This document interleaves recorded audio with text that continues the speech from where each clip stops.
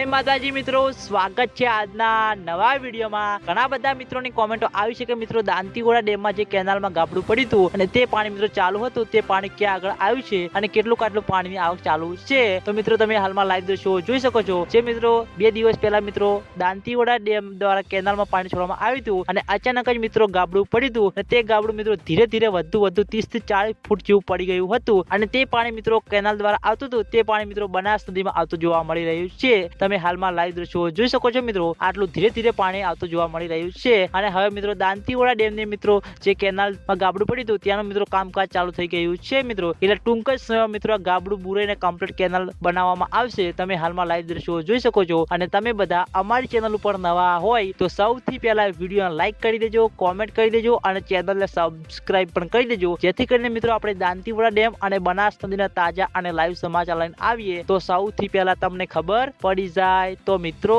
જય માતાજી।